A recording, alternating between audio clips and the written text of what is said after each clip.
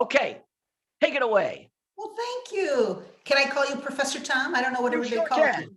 I've been Professor called Tom? lots of things. That's a good one. I'll keep it clean. So I did a little research on you guys too, because I said Westchester University. And, you've got some pretty distinguished alumni from there.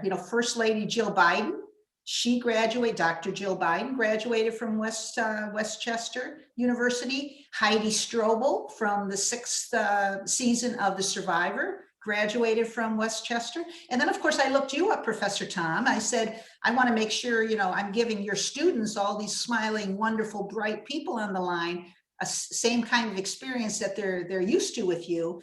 And I looked at ratemyprofessor.com. Oh, I'm sure you look at that. Uh-oh. Yeah. And I'm you got afraid to hear what you found out on that thing. No, it was wonderful. 93% said they would take your course again. You got an overall rating of 4.6. Your top tags were inspirational, hilarious, caring, respected, and amazing lectures. So this is a big congrats to you, Professor. Wow. This Those, is those $20 I were paying all those kids to write those nice things about me is paying off. But hilarious. I thought, I can't wait to be, so I'm not going to be hilarious. Maybe I'll be respectful and caring and maybe a little inspirational, but most importantly, I really want to give you some tips and ideas for starting. I'm so delighted to see so many bright young faces, wanting to embark on a career in marketing.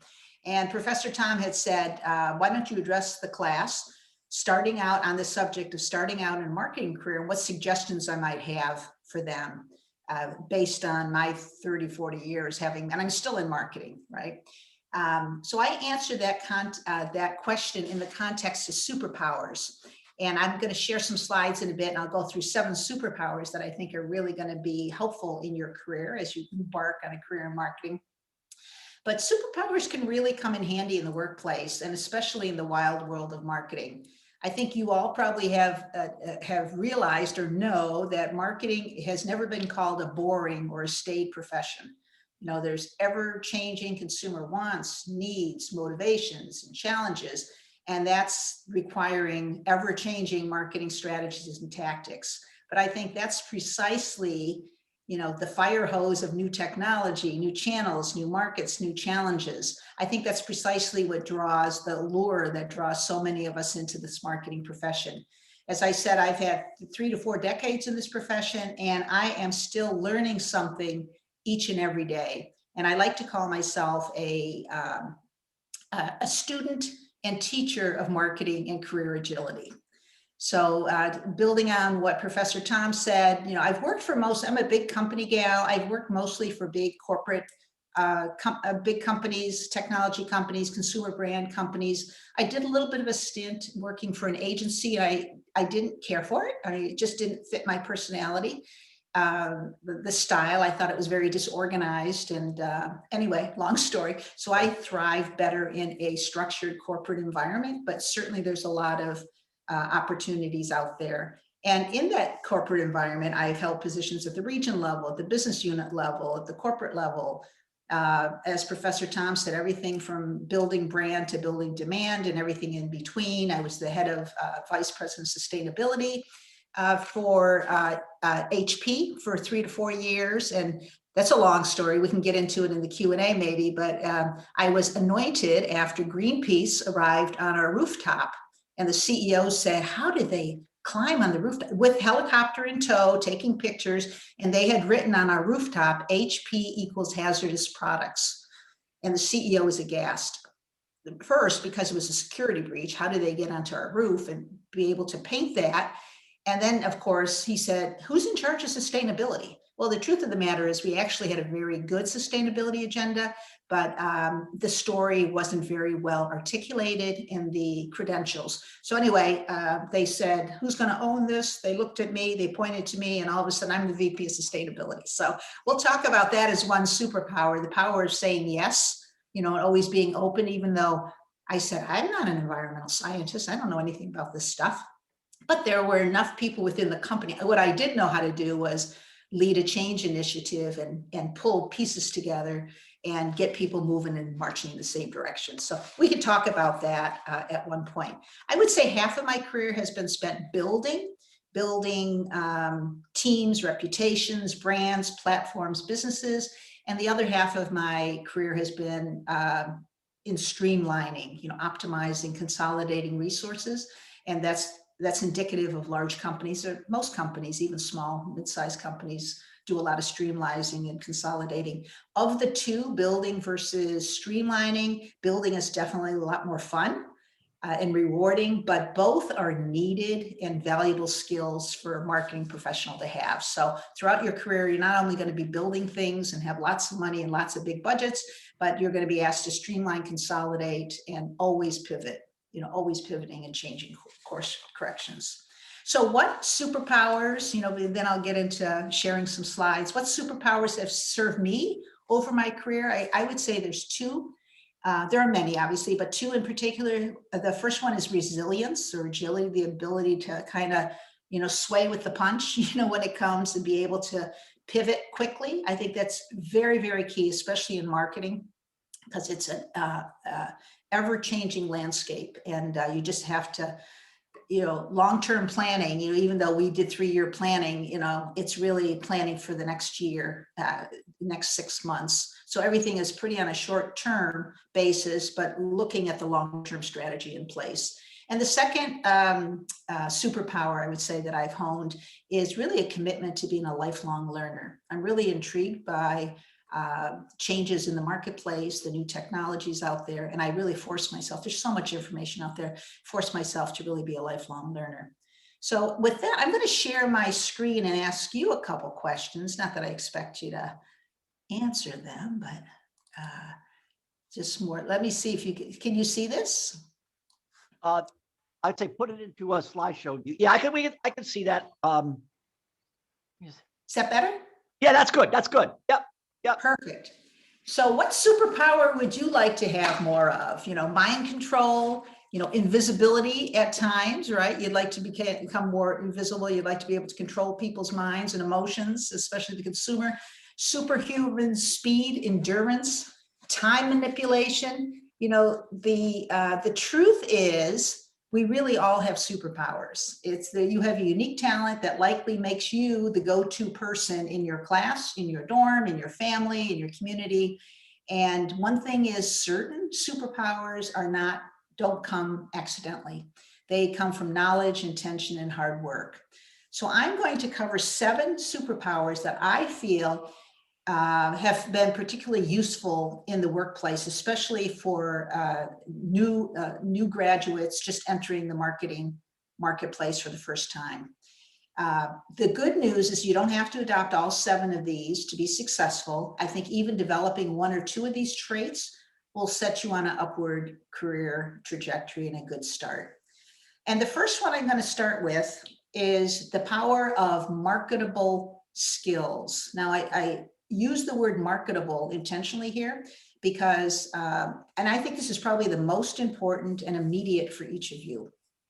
I've hired and fired, unfortunately, hundreds of marketing professionals over my career, and I've received and poured through tens of thousands of resumes. And hiring decisions are not based on ability and potential, unfortunately. They are later on in your career, but in the early stages of your career, it's not about your ability or your potential. It's really kind of selfishly, what can you do for me as the hiring manager? How can you help me solve a pain point I currently have? The hiring manager is looking for someone who can hit the ground running on day one, as the cliche goes. And at the entry levels in marketing, companies are looking for specialists. They're not looking for generalists. They're looking for, as you move up the career ladder, the well-rounded generalist becomes more valuable, but it's the specialists they're looking for. So how do you lead with your marketable skills? So I'm going to show you a resume from Jane, and she's not really in the same boat that you are, but the resume on the left and the resume on the right. Now, Jane is a PMP, which stands for Certified Project Management Professional. She's also an RN, so registered nurse. She's got 10 plus years of experience. The resume on the left is very typical of what recruiters and hiring managers receive. They start with an objective, and then they start with a summary statement, and then academic details, and then work experience. And somewhere down the line, they end with skills, right?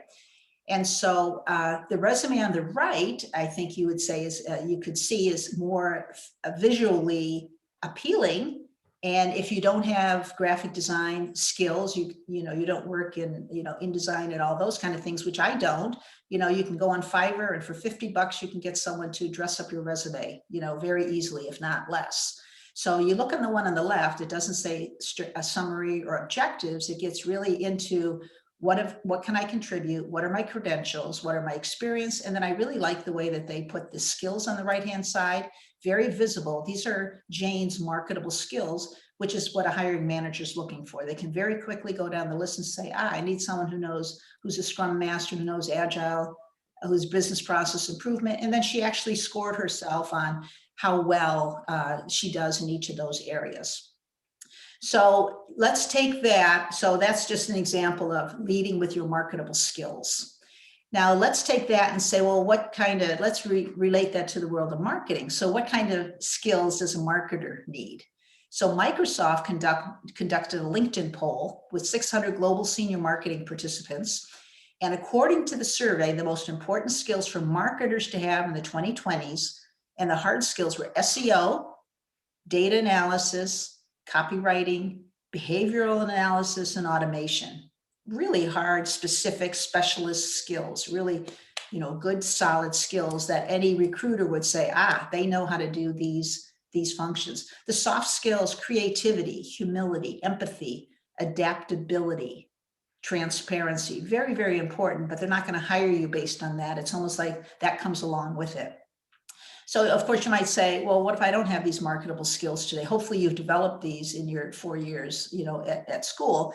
But if you're more of a generalist than a specialist, there's still time. The most in-demand certifications, as you guys know, is in digital marketing. And the most demanded certifications are those in the HubSpot email and inbound marketing arena, Google Ads and analytics, and social media marketing. There are a number of popular and reputable skill-based certifications for marketing professionals, and most of them are completely free, which is great. So if you don't have a marketable skill that you can lead with, if you're just like smart guy, smart gal, I'm teachable, I'm trainable, I've got a great attitude, great work ethic, it's not enough. You're going to have some marketable skill.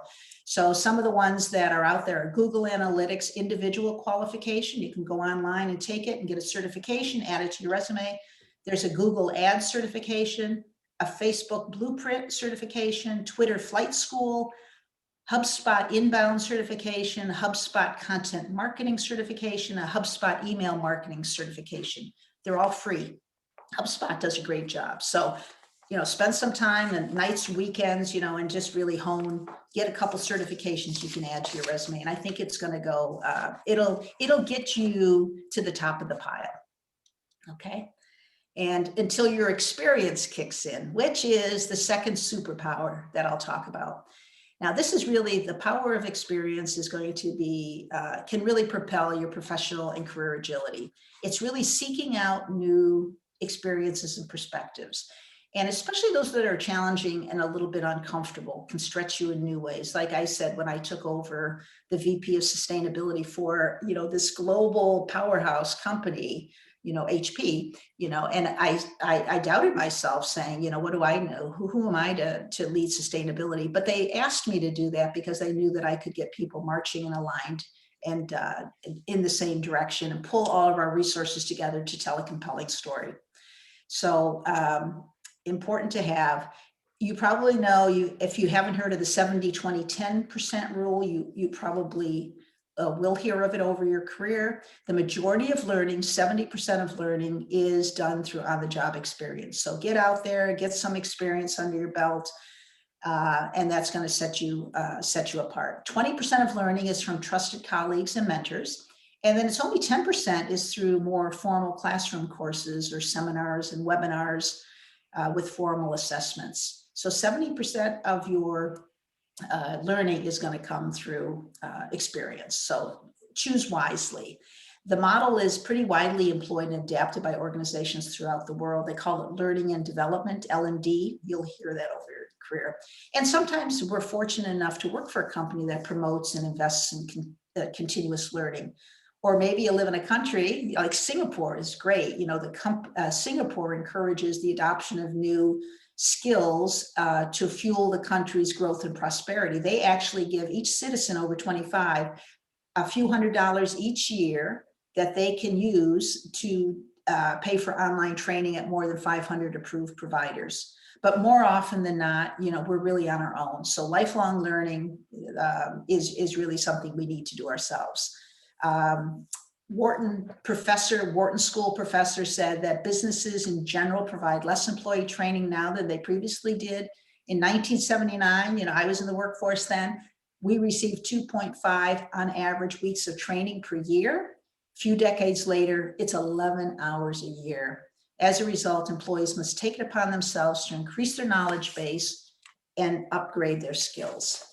So learning's not something, obviously, we no longer something we just do in school. You're getting a great foundation, but learning agility is something that that we need to invest in and be committed to in order to outsmart change, you know, future-proof your career. The next superpower I'll talk about is the power of your brand. Now, when I talk about your brand, I'm talking about your professional brand, not your personal brand. It's not your how you present yourself on social media or TikTok or Instagram or Facebook or anything of that. And and that is not how you should present yourself in the professional world. Now, this isn't going to be a very popular thing to say, especially since so much has been written about bringing your true, authentic, transparent self to the workplace. Have you guys all have heard that, right? Bring yourself to the workplace, and there's true and authentic and transparent. But I believe from experience that rather than bringing your whole self to the work, it's better to bring your best self to the workplace. And for Pete's sakes, keep your personal life personal. There is no merit in leading with your gender, with your ethnicity, with your age, with your race, your religion, your sexual orientation. You know, it's not going to benefit you to lead with that. So again, it might be a controversial point of view, but I have seen it. This is your professional brand you're building. So of course, then it is, so what should I lead with if I can't lead with, you know, some of those other things? And I would say I would lead with your narrative.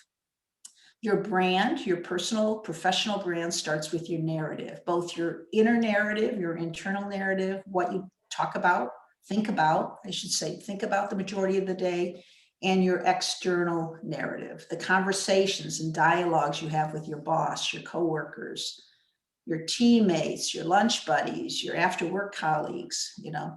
So this quote, I love this quote, and it's from Eleanor Roosevelt, and she was the first lady during President FDR's 4 terms in office. And she was not just a first lady, she was also an activist. And she was later called the first lady of the world, which was really a tribute to her human rights achievements. But she was very controversial at the time for being outspoken, particularly on civil rights matters. And she said, "Great minds discuss ideas, average minds discuss events, small minds discuss people." She was chided for that, saying that that was an elitist point of view, you know, discussing ideas. But I guarantee you, if you focus on this in the workplace, and rather than talk about people, your coworkers, your events, and you talk about ideas, opportunities, and possibilities, you're going to be on such a fast career trajectory. You won't believe it. So a word to the wise, you know, keep your personal life personal, you know, in the workplace. So the next one, and then you could ask me questions. So during the Q&A session, we'll have plenty of time for that. The 4th superpower is what I call the power of association.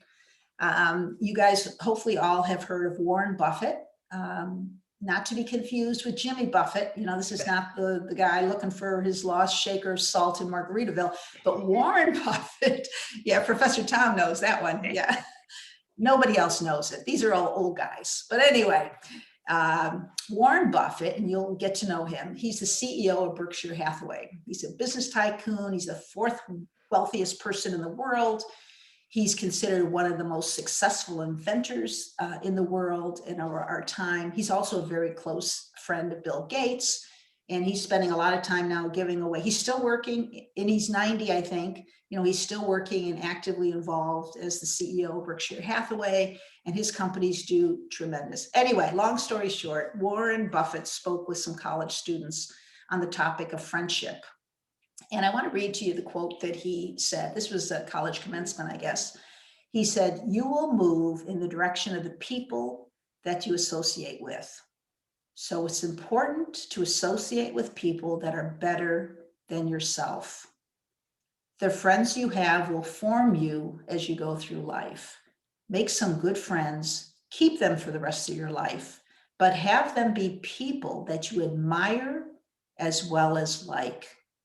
I really think that's very powerful advice. Friends should be people you admire as well as like. And surrounding yourself with people whose traits you admire and from whom you can learn is what I call the power of association. Consciously and subconsciously, their actions and behavior will influence your everyday choices. Jim Rohn, he's an author and a motivational speaker. He said it this way: "You are the average of the 5 people you spend the most time with." You probably have heard that quote before. While you can't always pick your family, you can't pick your boss, you can't pick the CEO, you certainly can choose the employees that you hire, the agencies or suppliers you work with, the teams you form, the coworkers you have lunch with, the people you hang out with after work, the people you mentor, the people who mentor you, and the professional associations to which you belong to. A good friend of mine set a goal to add 1 new friendship every year, and I think I was her friend for 2015, her 2015 friend, and she's been doing it for the past 20 years. And, maintaining a friendship, true friendship, requires a lot of nurturing and investment of time, and it's not that she abandoned her childhood friends or her high school friends or her college buddies, but she made a conscious decision to form new associations with people that she admires and that she can learn with at every stage of her career. And so, Marshall Goldsmith, he's an executive leader and coach, leadership coach and author. He says, "What got you here won't get you there." I like that. What got you here won't get you there. The same is true of associations. The ones that got you here, the friendships that got you here, most likely won't get you there. That's why association, who you hang out with and who you develop associations with, is so important. So people who inspire you, can help push you further on your career journey. It's a powerful superpower to hone. Okay, the next one is one of my favorites, and it's the power of yes, superpower number 5, the power of yes. Now, this is another, so much has been written about the power of no, saying no, setting your boundaries, but I'm the opposite. I've always been the first to raise my hand and get in the habit of raising your hand, whether it's tackling a current business obstacle or a new growth opportunity. Companies are never short on things to do, but they often struggle to find resources to get it all done. That's why managers, your bosses, will welcome it when an employee volunteers to lead an initiative or take part in a project team, participate in a brainstorming session, or otherwise offer their time and expertise to assist. It's what you do outside of your job role that is really going to set you on a fast track. It's not how well you do your current job. That certainly helps, but it's that extracurricular, the extra that you'll be remembered for. And it's those raising your hand and saying, "Hey, I'll lead that for you. Let me put that report together. Let me do some research on that." And there's times when you raise your hand and then other times when you're drafted. I frequently served as a volunteer. Someone said, "Engelina, I need you to do this." And I'd say, "Oh my gosh, that's the worst assignment I'd ever want." But other times, I raised my hand, and mostly I've willingly accepted all of them. Some of the initiatives I led were company-wide initiatives. Others they took me out of marketing, like sustainability, and others put me squarely in the center of transforming marketing. I've been asked to lead 3 marketing transformations, throughout my career, and huge. I mean, I'm talking 5,000 marketing professionals, and $2 billion marketing budgets. Some of these are full-time assignments, some are in addition to current duties, and some can be dogs, right? But they're all wonderful opportunities to develop new leadership skills. This guy, which you probably know, self-made billionaire and all around nice guy, Richard Branson, he's adventurous both in his personal life and in business, and he's a huge fan of always saying yes. Branson says, even if I have no idea where I'm going or how to get there, I prefer to say yes instead of no. Opportunity favors the bold. Branson admits that saying yes can be a risk, but that it's often well worth the reward. Life is a lot more fun when you say yes, he says. It's amazing how that one little word can lead you on an incredible adventure. So saying yes is going to set you, is a great superpower. This sixth one, and there's 7, so we're nearing the end. The sixth one is the power of a network of champions. I purposely said not mentors, but a network of champions, because there are both mentors and sponsors. And I uncovered sponsors too late in my career almost. I wish I would have uncovered them earlier in my career. But the bottom line is, don't put all the responsibility on yourself to advance your career or succeed in a new role. You can tap your bosses, your coaches, your colleagues, your past professors like Professor Tom. You can tap me, you can tap your friends. There's a lot of people that you should network with that will champion you. Now, I was never particularly good at this, self-admission here. And you might be thinking something along these lines. Geez, if I just do a good job, people will notice it. If I just do a little more, work a little harder, it'll happen. I don't need a mentor or sponsor. And other mindsets are, I want to earn that promotion myself. It feels like cheating or pulling rank if I have a senior decision maker on my side. Or maybe you say, I don't want to go for that promotion because the timing isn't right. I'm going to go for that next opportunity. So hopefully you won't fall into that trap, and you'll reach out and develop a network of champions early on, and not just develop them when you need them, but make sure you stay in touch with them. This chart I found is very helpful, and it talks about the differences between mentors and sponsors. So a mentor can be an experienced person at any level. A sponsor specifically is a senior level person in an organization that can really promote you in the right meetings behind closed doors. The goal of a mentor is to provide you guidance, and help you determine your path to meet specific career goals, but they don't take an active role in finding those opportunities for you. A sponsor, which I think is even more valuable, or the next level you should strive for. So it doesn't have to be the CEO of the company or the CMO. It could be, a director in your organization. But they use influence to help employees obtain higher visibility assignments. And again, they advocate and champion for you. When there is a project that is due, they'll say, well, what about Sally? Maybe Sally can take this on. So they're actively looking for opportunities for you to advance in your career and be noticed. So I just wanted to leave you with that. And then the last superpower is the power of resilience or agility. And I wrote a whole book on this one, but the power of resilience. Many organizations think they are resilient, but they are not. Research was done by McKinsey, and they found that less than 10% of publicly traded companies pre-COVID were resilient. Less than 10%. And this lack of business resiliency is evident if you look across all these big name companies, retailers and restaurants that are closing. 24-Hour Fitness is gone, Pier 1 Imports, Brooks Brothers, Hertz Car Rental, even Microsoft, their brick and mortar Microsoft stores, all shutting down. And of course, there's silent failures in a lot of small businesses. They're dying by the thousands. So resilience, the ability to sway with the punch, to be resilient, to pivot, is critical. But many individuals overestimate their own resilience as well. So there was some research done by Everyday Health and Ohio State University, and they found that 83% of Americans think they have high levels of mental and emotional resilience, but yet only 57% of them scored resilient. So the ability to bounce back from adversity, which is resilience, relies heavily on your ability to change course quickly and easily, which is agility, right? And the good news is you can learn to develop your agility skills, which will help make you more resilient. So ask yourself, how resilient are you? How well could you survive in the marketing jungle? And I can help you with that. Actually, I have a quiz, a fun agility quiz on my website, marketingagility.com.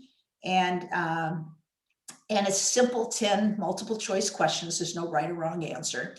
And you'll get, in return, insights on how to improve your marketing and your career agility. And you can even challenge your friends and your classmates. So in the bottom left, you'll see the X and Y axis are speed. To be agile, you need speed and flexibility or adaptability, right?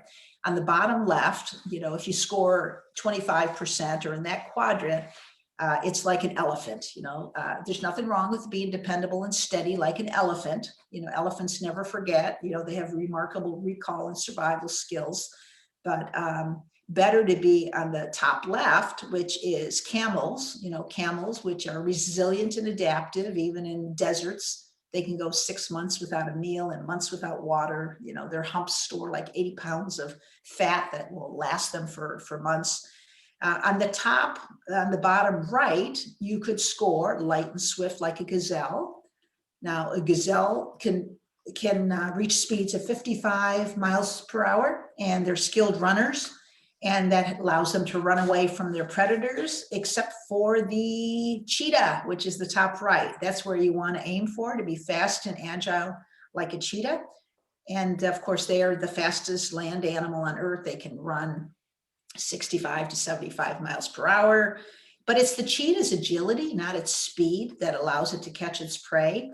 They can stop, make a dead stop, pivot, and then run the other direction at a moment's notice. They are fast accelerators, and they run 4 times faster than humans. So that is why they are the king of the jungle and why they have such agility. So that is, in a nutshell, and if you want to know more, it's all in the book, Marketing Flexology, my website, marketingflexology.com, or Google me and you'll find me. And with that, I'm going to stop sharing and open it up for questions, a chat. I'd love to hear what you guys have to say, what you're thinking. These students were not bashful last week with our speakers, so now's a good time. First of all, let's summarize. I appreciate, Engelina, that you mentioned certifications, because I require my students to do a side hustle as part of this class. And I say certifications I prefer. So a Google Analytics, HubSpot, all those certs that you mentioned, because they set you apart. Ongoing learning, Dan White spoke about that last week. I speak about it all the time. Really important. As you were talking, I was thinking of some of the things I screwed up in my career. Lesson to the learned: shut up, keep your mouth quiet. Don't talk about anybody. Don't keep everything confidential. Don't talk about any gossip on the job. Trust me, it'll pay off in spades later. Confidentiality is key. Saying yes. I mean, I myself was able to move up in the business because of that. Sponsors and mentors, huge. By immersing yourself in learning, you'll get so many opportunities. And last but not least, resilience. Get her book, Marketing Flexology. Burdett said it's a must read. So if he said it, you must read it. All right, that's my summary of those wonderful points that you shared today. Now, how about my students? Here's your chance to ask the expert on career agility. So I don't know here's your one chance. Don't blow it. So the chat box is open. Put your questions in that chat box, or just take yourself off mute and fire away. All right. I see Kathleen's got a question.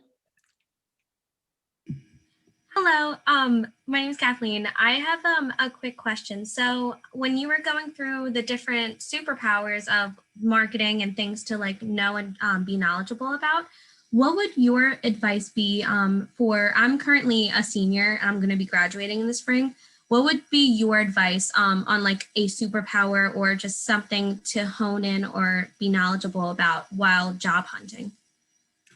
Yeah. Well, they're all important ones. The skill, the marketable skill one, I think is going to get your foot in the door. You got to get your foot in the door, and it's got to be, what can you do for them? What can you do for me? So I do think those certifications, you guys, since you're young and millennial, you all gravitate towards social media and digital marketing. And that's something that people in the work, it changes so quickly.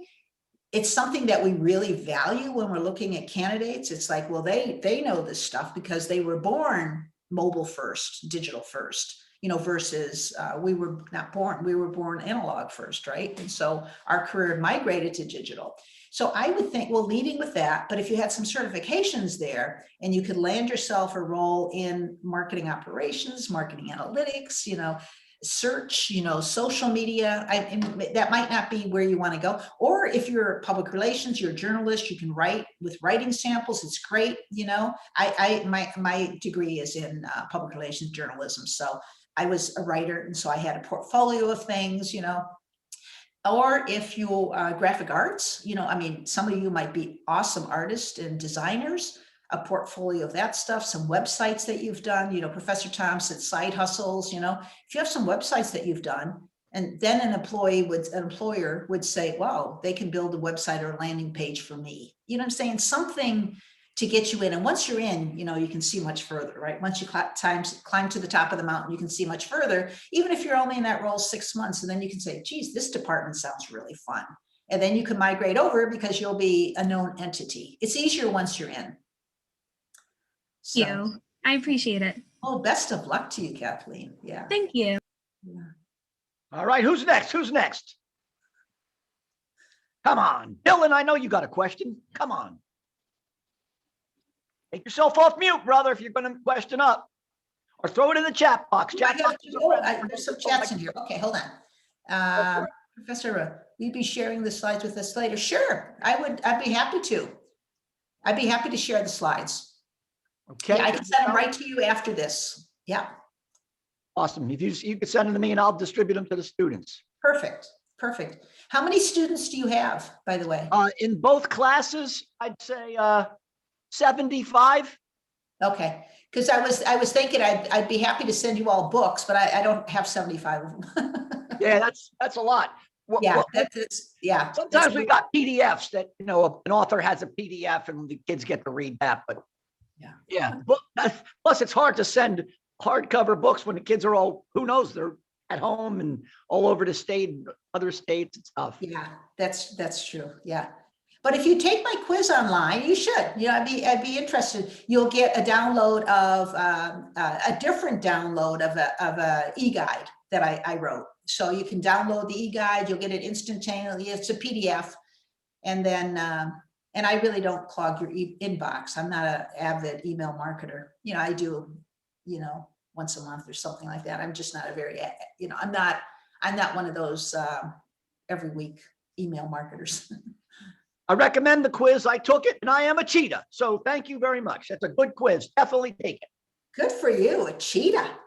I've been through enough reorganizations that I learned how to fight like a madman, because it was always best person wins. So yeah, agility has been something that I had to learn to survive. Yeah, you really do. I was at I'll just tell a quick story. I was at HP for 14 years. In those 14 years, I had 6 different CEOs in 14 years and 6 different CMOs, chief marketing officers, in 14 years. And I was a survivor because they all came. The new CEO would come, they'd kick out the CMO, they'd bring their own CMO. They'd look at me, and I was at the VP level most of the time, look at me and they say, oh, she's a keeper. And, they give me a new job or they give me a new role. But I always, through all that, 6 different CEOs, that's a lot of change. They all had a different change agenda. They all had a different objective. This one wanted brand, this one wanted demand, this one wanted region, this one wanted global. They all just have different initiatives. And I love it. So I love that change. It felt like working for 6 different companies in 4 years, 14 years, but so big Quite a companies. skill to survive that many Yeah, different yeah. changes. And don't shy away from big companies either, because a lot of, I have 4 kids and they're millennials, and it's like, oh, who wants to work for a corporation? Sell your soul. Everybody wants to work for the Googles and the cool startups and, agencies and all that kind of stuff. But I said, you should give it a chance, because there's so much variety and so much resources. And that's what I loved. They have people and money and budgets, and they have resources to get stuff done. You work for, I do a lot of consulting now. I'm working for smaller companies. Everywhere you look, they don't have resources to do anything. They want to do the stuff, but they can't get it done. So I don't know. Don't shy away from big companies. That's my only word to the wise. They're not all boring. There's no such thing as a boring product, just boring marketers. Truth. All right, who's next? Put a question in the chat if you don't want to shout it out. You did do an amazing presentation, Angelina. I mean, those bullet points were fabulous. Thank you. Yeah, I was trying to put myself in their shoes. I didn't, I wish I would have known some of that stuff, back then too. Like you said, it's, I learned it by trial and error. And, my first role, believe it or not, I had a 4-year business degree.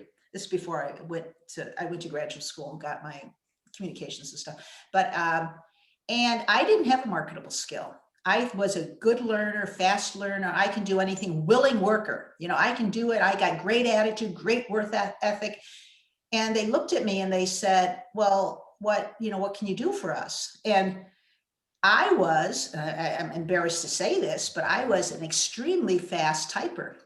They found out that I could type 100 words a minute with no errors. And back then, they didn't have correcting typer. It wasn't like now. I mean, this was error-free was important.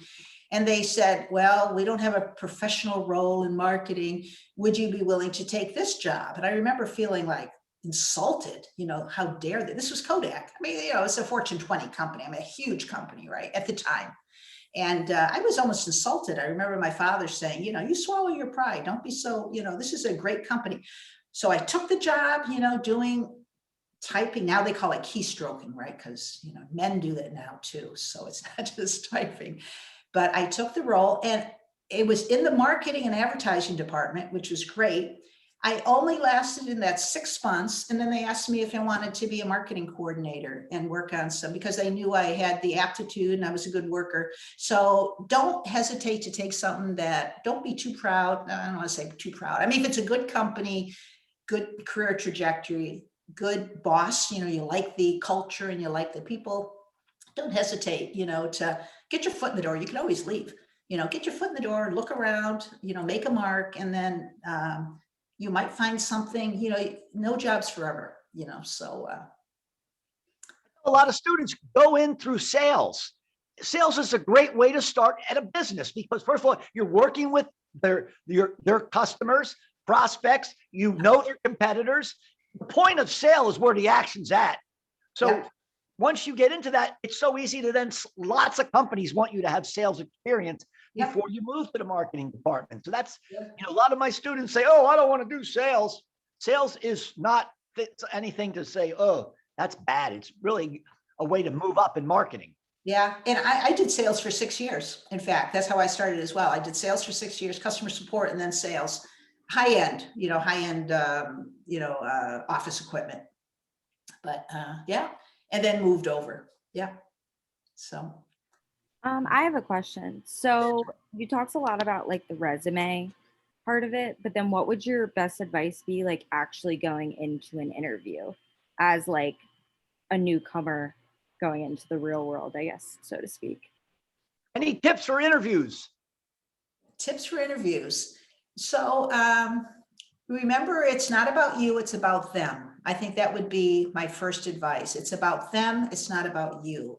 So I think the people I've interviewed over the years, when they start telling you what they do and what they can do, and they're just, I would come in with some good questions. I do your research. Obviously, you want to do your research, find out about the company, and then throw a couple compliments or a couple something, like, geez, I read on your website that you're expanding into Brazil, or I don't know, I'm making it up, that's really cool. What other initiatives, is the company, growth initiatives, the company working on, show an interest, show that you've done your homework and show an interest, and make it quickly about them. A sign of a good interview is if they talk more than you do. If you find that you've talked the whole time and they're just nodding, that's not good. That's not a good interview. Get them and then ask them probing questions. They saw your resume. They probably did a Google search on you, and they'll probably, know a little bit about you based on your resume. But I would keep your intro when they say, tell me about yourself. I would keep it very, short, very high level, and what you can do for them. It's not about what what you want. I'm looking for, like that one summary one, I'm looking for a job where I can use my skills, with a company that appreciates them, with a good culture. It's like, oh, that's not going to go anywhere, so that's what that would be my advice. Make it about them, ask questions, do your homework, know something about them that's intriguing. Or if you can show a way where you, like this example I use Brazil, if you say, by the way, I speak Portuguese, I'm just making that up, but if you can find a way of connecting a dot, or if you say, I saw on social media, last week that you guys were supporting Black Lives Matters or something like that. You say, I did a whole expose, or I did a whole series, or I read it, whatever, something that ties it back to their agenda. So relate to them. And then just, be likable. Questions are a way to stand out. You mentioned, questions, good questions. Rachel, I've got a ton of really good questions that I found it in this book. So I'll share that with the class. Just remind me. Okay. What else? And also I have a formula for how to answer that question. Tell me about yourself. So if you remind me, I'll send you both of those. But I can't remember, so you have to help me out here. All right, who's next? This is good. Who's next? Who's going to ask the question next? Or throw it in the chat box. We got to end this thing soon. Engelina has been very kind, but our time is up. So let's make one last question. How about we do one final question before we close it off? You don't want me to pick on someone. I don't want to put anyone on the spot. No, the students don't like that picking on stuff. Come on, say yes. Remember the power of yes. Power of yes. Come on, raise your hand. Something. Oh, good, Justin. I want to hear what Justin has to say. Justin, is Justin saying something? No, he raised his hand. He's got it. Oh no, I just like that the yes thing. I always try to be open about that stuff too. Good. Very important, that will set you apart. That will.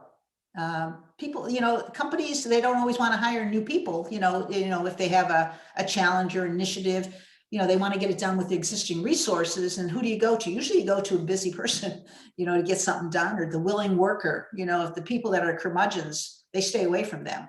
If they know someone's a willing worker and always says yes, and always willing to chip in and has some ideas and is, good attitude about it, they'll gravitate to you. That's a very good, way of setting yourself apart too.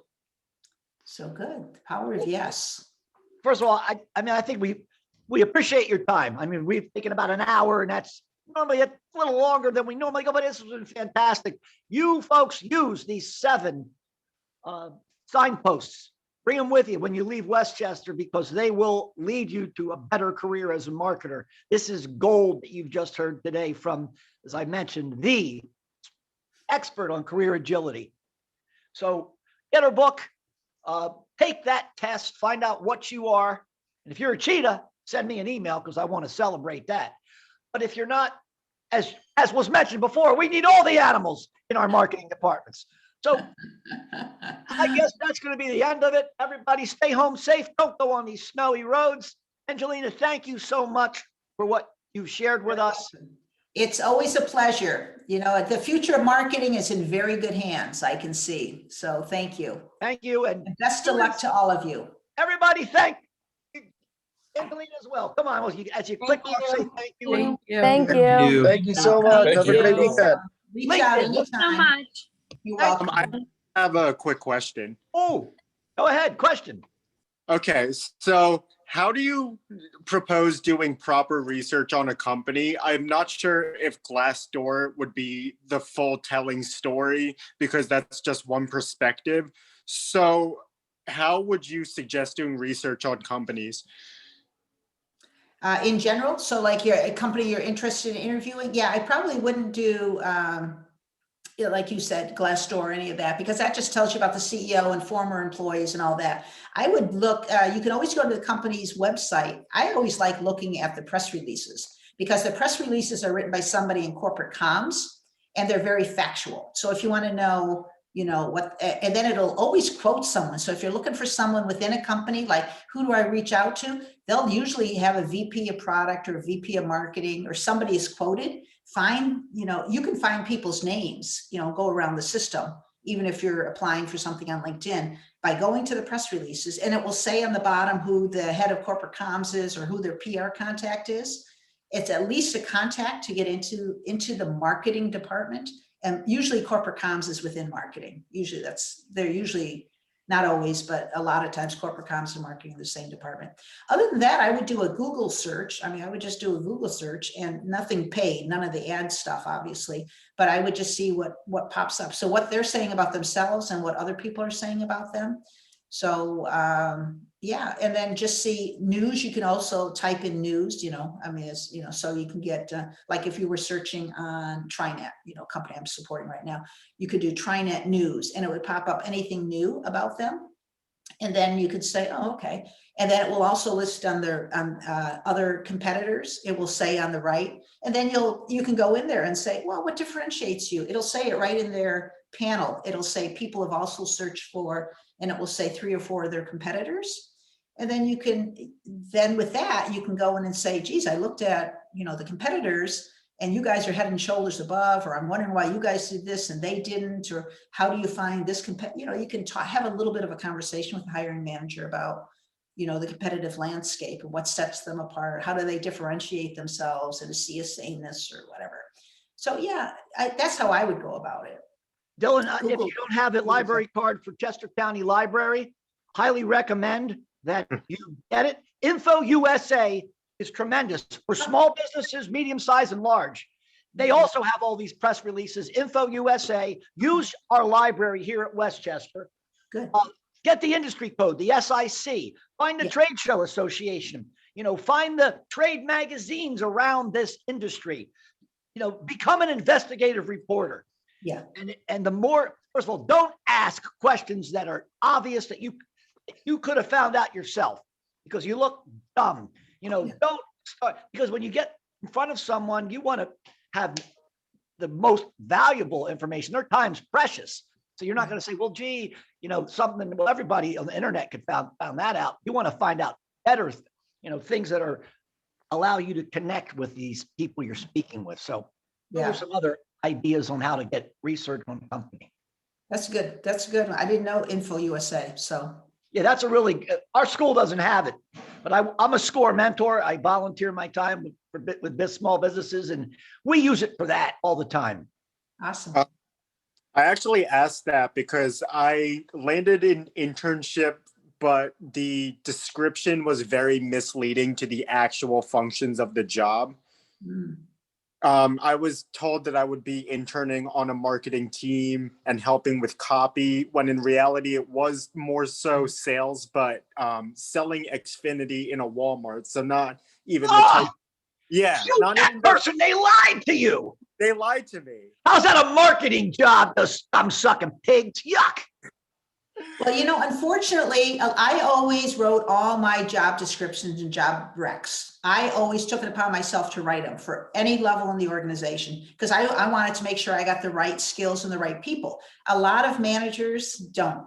They let HR write it. HR doesn't know. I mean, they're guessing at best, right? So unfortunately, I think you might have been victim to that, where someone in,